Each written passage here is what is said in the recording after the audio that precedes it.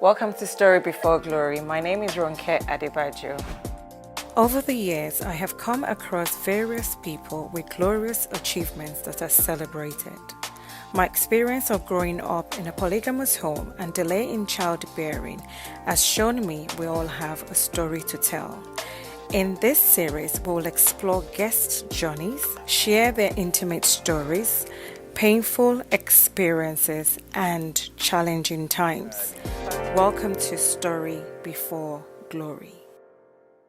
Welcome to Story Before Glory. My name is Ronke Adebajo, and my guest today, Tim Martins, has an extraordinary story of how he encountered Christ, how he encountered the power of God in a state where most young men would be really in it.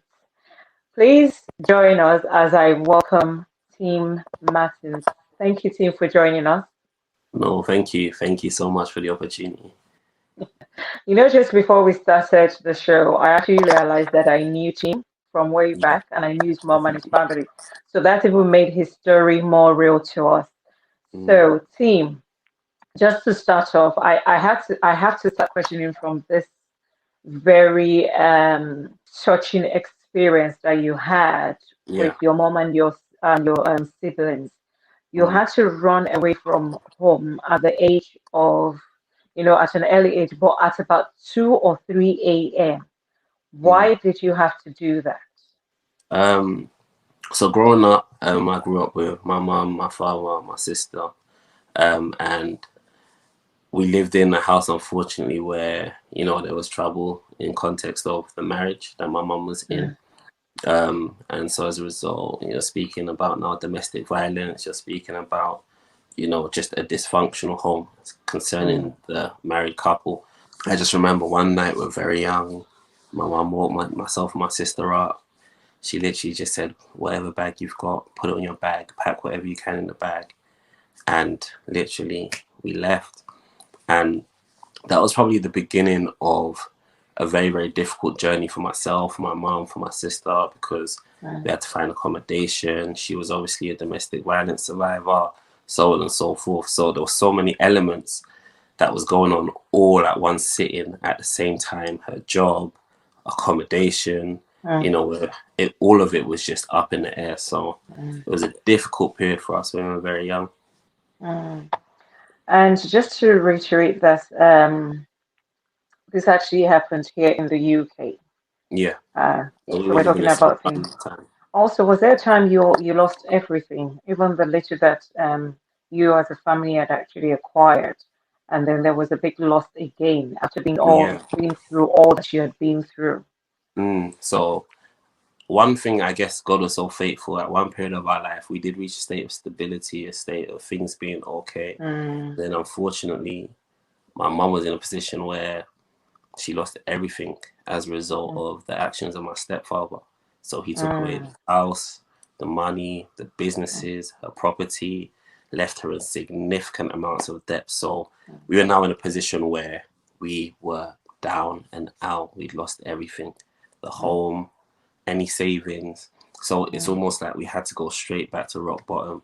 And mm, that was a period where I would say the most darkest and most venomous anger that I could probably see in myself began to arise, because I was in a state whereby it was almost like there's no loyalty, there's no commitment.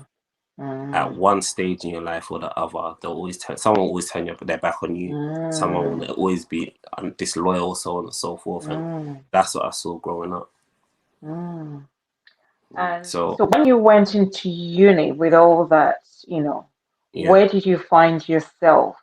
Um, So do you know what's interesting? Because I went to university in 2010. So at the point I went into university, I think that was probably the the kind of climax point concerning my faith. And I just mm, decided this whole Christianity, this whole God thing, it's a waste of time. There's no fruit mm, in it. There's no substance in it. And so prior to going to university, I had already purchased a gun.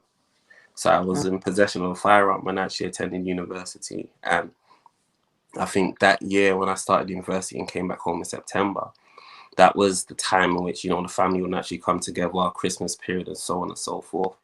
So by this time now, I was in a state whereby Christianity, God, faith, whether it's real or not, which I do believe it was real at the time, I'd washed my hands of it clean. And I remember that December, I remember my family were at the table. It was my sister, my brother-in-law, cousins, all of us. And when we were at the table, my mum was saying, oh, let's just thank God for another year. Thank God for the fact that he's been faithful. And I just said, faithful? What's God been faithful for? What's God done for any of us? Look at our lives. Look at what we're going through. Look at the condition that we're in financially. We've struggled to even maintain a house, so on and so forth. And, that would naturally cause commotion in the home. My sisters are like, what are you talking about? My mom's there. She's crying. And everybody's just like, Tim, what's going on? Do you not believe in Christ no more? And it's funny, though, even that occurrence took place at the start of my university when I actually went in September. I was coming back from a rave one night. And when I was coming back, probably about 1, 2 a.m., I met this campus fellowship and they were evangelizing the same time. We were Before raving. you go into that, Mm, just to mm, reiterate back on what you had said in terms of mm. why was there a need for you to have a gun at that time? Why did you think, so just before Oh, you went into uni, why did you think there was a need for that? I think prior to that time, and I remember when I actually did purchase it, I remember one of my friends was in a position where they were at gunpoint in Luton. Mm, So at that point in time, that was probably the triggering factor that put me in a position whereby we thought, you know what, let's start upgrading our arsenal or whatever it is that we have. So if anyone pulls anything out on us, we too, we can pull something out. So wow. yeah, it was a situation where the activity that was going on, the fact that we were perceived to be a gang or a crew or however you want to describe it, the fact that there's an us and them culture, there's a group of people that don't like, Mm, so on and so forth. The natural occurrence is for protection, to ensure mm, that if anything happens to you, you're able to protect yourself and you're able, mm, I guess, to intimidate the person that is potentially trying to harm you. So that was the mm, position that I was in. And then going into uni, funnily enough, it's an institution for education. But at the same time, you don't know what could happen at uni. You don't know who you're going to meet in uni. So I actually ended up taking it, I guess, for protection. And by God's grace, we didn't need it. ah, that's okay. And thank you for sharing that. I know that with the anger and everything, and I'm going to ask you this question because I tend to ask most men, Mm. especially on the show, and it's a result of what we've heard and current statistics. Was there any time during your the stages where you thought of, where you had suicidal thoughts, irrespective of, the church, going to your mom and everybody, having that belief. Did you ever get to that stage because of what you were going through? I think, you know, I guess the hardship from such an early early stage of life meant that it was almost the norm. I think the aggravation and the frustration became more apparent as I grew up, but it was Mm, almost like we lived life constantly against the grain in one way or the mm, other.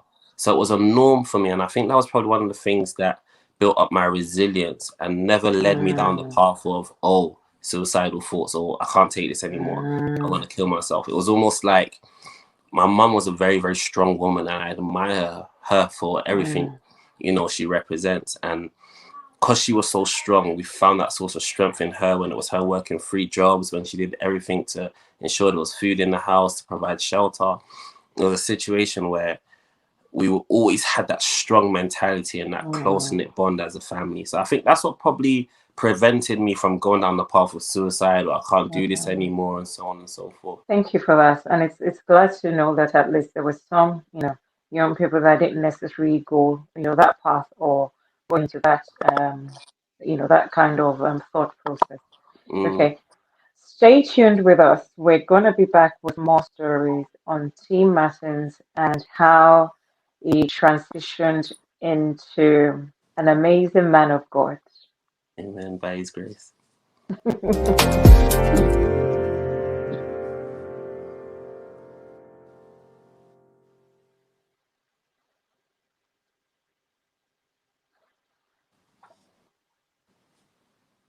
Welcome back.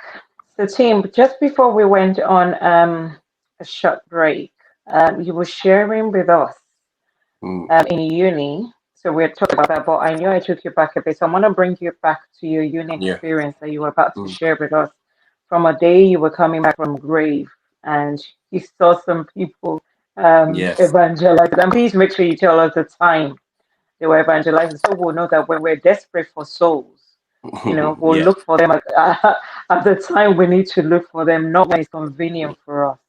Mm. Um. So yeah, I remember coming back from a rave. This was like the first week of uni or thereabouts, and it was probably about 1, 2 in the morning, and I was with my friends. There was probably about nothing less than 20 of us. We were all Wow. just making noise, causing havoc, and then we see this group of people walking towards us, and they're singing "Glory be to God in the highest high," and we're obviously confused, but then at the same time, at the end of the day, all of us are church. All of us are from Mm, African households, African descent. We all tend to like have grown up in that church environment. So for fun, we've all joined in. We've all felt like, oh yeah, let's just get in on it. So now there's an eruption. We're all singing and we're all praising God after this wonderful rave. God forgive us for what we were doing in the rave. But God is so merciful. yeah, honestly. So we were praising God, and then before you know it, I remember having dialogue with a gentleman called Pastor Abs. And he said, "Oh, we've got a campus fellowship. You should come." I said, "Oh, you got a campus fellowship? I'm a drummer." He said, "Oh, really? You play drums?" I said, "Yes." He was like, "Oh, you should come play for us on our Wednesday service." I said, "Yeah, okay, no problem. I'll come, and I'll come and play for you." And what was interesting was the fact that even though I had no heart for God at the time, no heart for Mm, Christianity, no heart for church, because I had made this commitment that I'm gonna play drums for them on Wednesdays, I ended up going every Wednesday. One thing that my mum always instilled in us was that let your yes be a yes and your no be your no. mm, Integrity is so important. So if you say you're gonna do something, commit to it and do it, okay. regardless of anything. So I think that was God's trick in keeping me in church for 2 years, even though I was not interested in church at that point in time. So you were in church for 2 years. You would go, you would do your thing with the drums, Hmm. and you would say you share some conversations. Please give us some of those conversations. You'll be like, what are these people doing? What are they saying? Is Honestly, God really real? You know? when I was in the services, I remember, and I used to think these Christians are crazy. Like these Christians are, they'll oh Jesus, Jesus, oh hallelujah, and I used to think, do you really believe that this God in heaven is gonna save you? Wow. I used to always say that if you don't sort your problems out yourself, ain't no one gonna save you. Yeah, there's a God Mm, in heaven. mm, Yeah, God is real, but He ain't doing anything around here. So if you think that you're gonna say Jesus, Jesus, Jesus, and it's gonna do anything for mm, you, you've got another thing coming. So I mm, think at that point, my mind was very, very closed in context of mm, Christianity, in context of God. I used to just think they were crazy. And I used to genuinely think Christians were crazy because they mm. used to be with the fairies. They looked so deluded, tongue shakara, ba, ba, ba, ba. And I used to just think, these poor Wow. people. Mm. Wow. Until something happened and you got arrested. So you're going to share that with us. Because Yeah, I remember, I think it was a night vigil you went for. And I think it yeah. was your mom's prayers that were raining on you also. Literally. Do you know, it's funny that you say that. I remember because that was one of the most difficult times in our lives. And when my mum used to Mm, phone me while I was in uni, she said, "Son, I don't have anything for you. Money, I don't have. The mm, materialistic things that you need, I don't have. mm, But one thing I do have is prayers. And I know my mm, prayers will see you through." And I used to just say, "Okay, mm. thanks, Mom. Thanks, Mom. Cheers." But yeah, so just like you said, funnily enough, I was in the fellowship, even though I was ACS president, hosting the raves and so on and so forth. I was actually in a position where there Can you just was, tell us what ACS precedence is so that the viewers oh, will know what it is? so there's a society called African Caribbean Society. So they usually do all the raves, the parties, the link ups, all of these kind of Mm, things. So I was the president, so I was the main guy You're the hosting, and main yeah, guy. I was ensuring that everything was taking place. So Mm, I was ACS president Monday, Tuesday, Thursday, Friday, Saturday, Sunday. On Wednesdays was the only day where I was going to play drums for God. mm, So I remember I actually reached a stage whereby a lot of people that I would regard as family, guys from the blocks, guys from the area, mm. they had a lot of problems with different people, different altercations, so on and so forth. So there was quite a lot of trouble at the time. And one of my friends got touched really badly. And in that happening, it meant that we'd have to go and retaliate. And What do you mean touched? oh, so he got stabbed. Oh, okay. Yeah. So when he got stabbed, Mm, it now meant that, we have to do the necessary so that they understand that we're not the kind of people that you should stab. mm. So I remember my friends were like, okay, Caesar, that's what they used to call me at the time. Wow. Caesar, we call it, go and when can you come down so that we can go and do whatever? And obviously I have possession of a Mm, firearm at the time. So they were waiting on me. And I was like, okay, let me sort out uni and we can arrange to go. mm, During that period, and one thing I remember was that I always experienced things of the God kind. So I mm. remember I used to sleep at night, and they call it oppression, where you sleep and you can't move, so on and so forth. I used to Right. sleep and see different kind of, almost like a physical presence physically in my room, standing in the Mm, dark. And when I used to experience that, I used to just, my mom always tell me when anything happens, if anything's fighting you at night, you call on Jesus, you call on Jesus, mm, make sure. So I would call on Jesus. And even if I call on Jesus, I'll be like, it doesn't mean I'm Christian. I just need to have a peaceful sleep. So mm, I remember I ended up one way or the other going to this night vigil that they do, or early morning prayer, 6 a.m. prayers. mm. And I don't know what led me there, but I ended up going 6 in the morning. And when I got there, they were all praying and I was watching them and I was thinking, oh, these Christians, man, I feel so sorry for them. They believe that they can Mm, pray to this God and he's going to save them. And so while they were praying, what then happened was they asked, can they pray for me? And I said, yeah, that's fine. No problem. You can pray for me. So then I told him, look, you're not going to get anything. I haven't been praying, so there's nothing that's going to happen. mm, And he said, regardless, let's pray for you. So then he prayed for me, and then he said, Tim, this is your heart. And what you don't realize is that surrounding your heart is darkness. But mm. where light is, darkness cannot comprehend it. Right. And so he basically said to me that allow God's light to shine through in your life, and everything Mm, that is dark, that is evil, that you're battling with, it will go away. And obviously I had the gun issue, the beef issue, the mm, night demonic activity that was going on. So he mm, was right. And I said to him, yeah, I understand. So mm, I even felt mm. small conviction after 24 hours that had left me. I kind of Wow. had to wrap that up. So yeah, Mm. that was probably one of the first instances where I could start seeing God's hand moving. And then obviously the second instance with the police now. Now, the So second instance with the police, we want to mm, hear about that also because you came so close mm, to them finding a firearm on you. And I think you said to me there's 2 years for every bullet. Is that yeah, correct? that's correct. Yeah. So they found that on you. And please share with us literally what happened as we begin to round up. What happened when they saw, you were showing to me how it was looking, but it wasn't Yeah. seen because God So has I think enabled that. what then happened was I remember I was going home one evening, and as I was going home, my girlfriend called me and said to me, Tim, where are you? I said, I'm going home. She said to me, oh, I've got a really bad feeling about tonight. When you get home, don't go out. And I was like, okay, no Mm, problem. It's 1 a.m. I wouldn't go out. As soon as I got home, my friends called me, said, Tim, a situation's occurred. You need to come and help sort it out. I said, no problem. So this is as soon as I've got home. So I thought, wait, that's strange. So I thought, you know, mm, I'll take my firearm with me, because at least that way, if anything happens, if anybody mhm, dies, it's not going to be me. So I took mm, it with me and I was walking. And as I was walking, God so had it that for whatever reason, mm. the house where the Christians, the crazy Christians, that's what I used to call them, the Okay. house where the Christians were, it was open, and they just happened to be at their door, and they said, oh, Tim, Tim, Tim. And I said to them, oh, what's happening? They were like, oh, where are you going? I was like, oh, I just need to sort something out. They ended up convincing me. I ended up going in the house. One of them actually said, oh, let me go with you. So as he's Mm, walking with me, this is the same man that prayed for me concerning my heart. right. So then what then happened was, as we got to the top of the road, I thought, you know what, let me check my friend's house very quickly. Knocked on my friend's door. At the same time, a police car pulls up at the junction. And so I've panicked. I'm scared. I'm now knocking on the door hard. Open the door.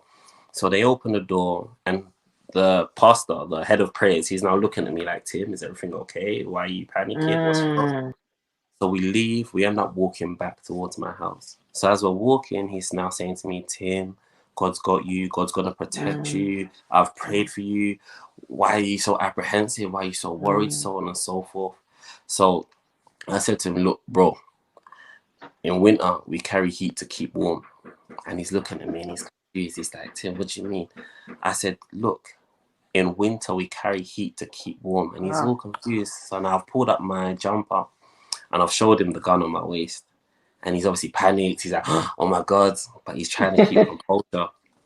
And then as that's happening, we end up walking to his house. And then I'm waiting in the foyer. I remember the young ladies in the house. And this was the interesting moment as well. Hearts just started burning. I felt fire burning on my chest.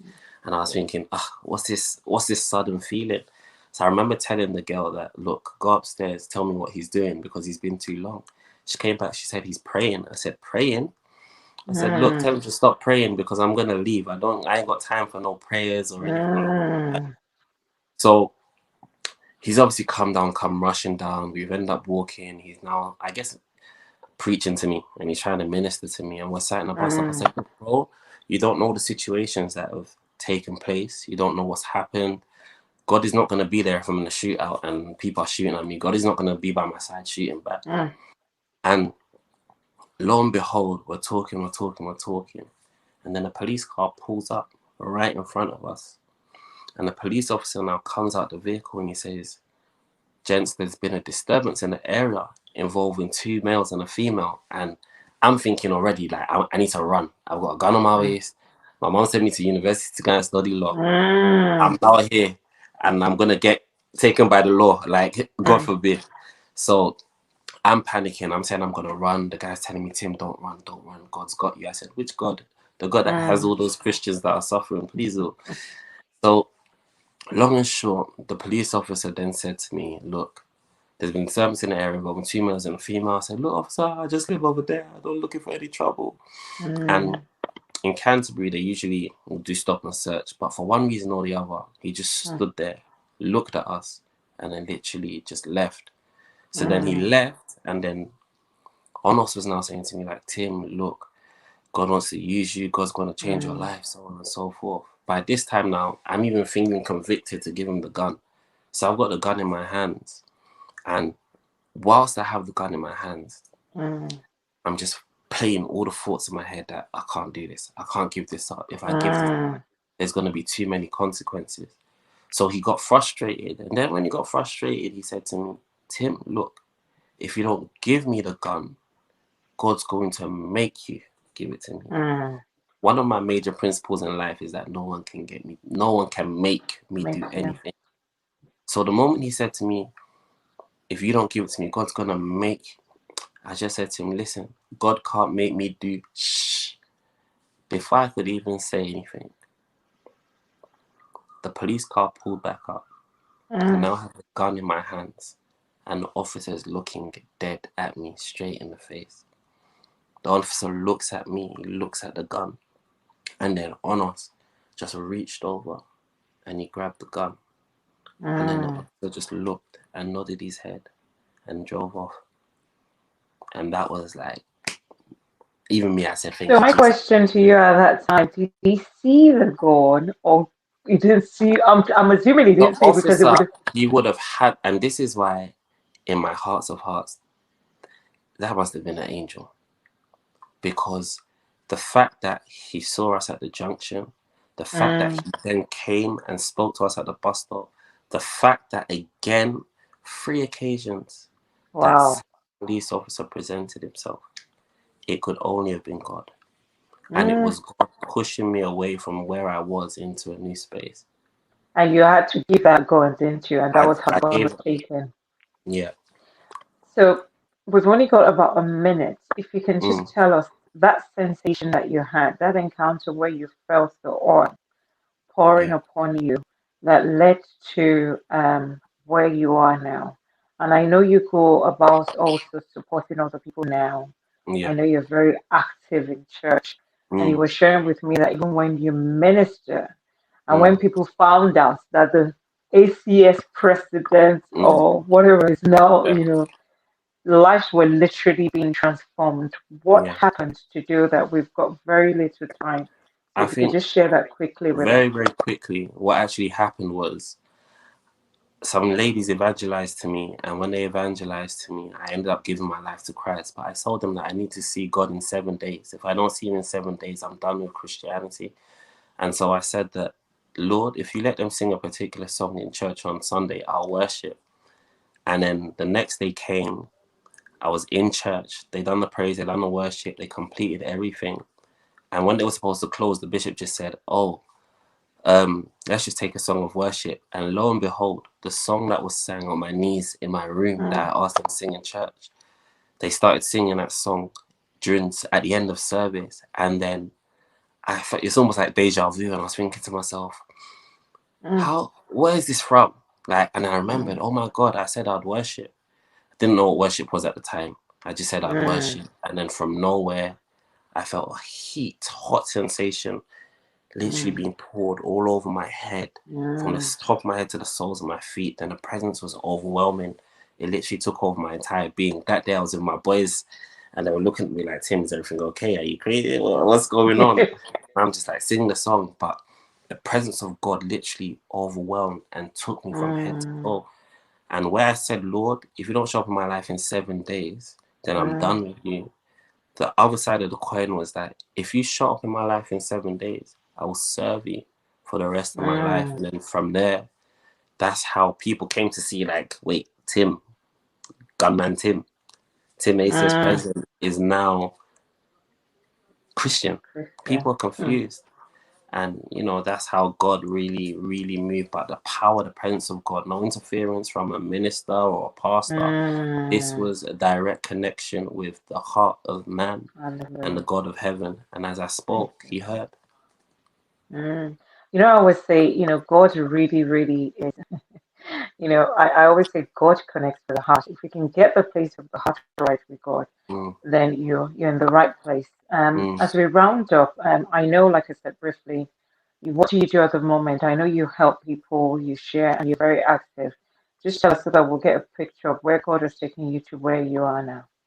Yeah, so I think post giving my life to Christ, I served in the campus fellowship for a year, for my last year of Mm, university.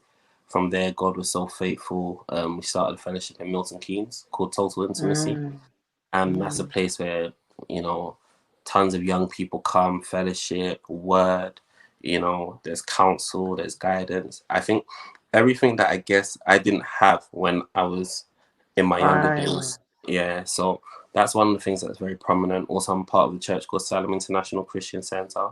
So that's why Mm, I serve on Sundays as well.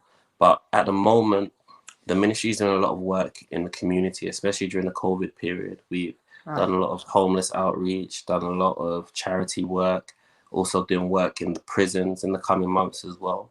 So Mm, literally just trying to reach out to people that are just like us, people that are of mm, the younger generation that are in a position where they haven't seen the fullness of life. They've been probably exposed to a certain world of domestic mm, violence or abuse or, drugs or all manner of things, mm, and show them that there is light, that there is a God who does love them, who does care for them. mm, And so mm. by God's grace, things are flourishing, and lockdown Thank willing, God. we can keep moving and branching out. Thank you, Tim. You're not married at the moment, are you? No, no, no. I'm not No. married. I'm Okay. single by his grace, Well, but it's married great. by his grace very soon in Jesus' name. No rush though. Thank you No so rush. No rush. Thank No you so much rush. for your time, Tim. It's been absolutely wonderful having you and for you to Thank be you. so open and sharing your story. I hope that more younger men would hear this and would Amen. have the kind of encounter that you've Mm, had that would convict them in their hearts, that God is really real and God really loves us and wants the best for yes. us. Thank you 100%. so much and God bless you for coming. No problem. God bless you, Auntie Ronke. Thank you so You're much. welcome. You're welcome.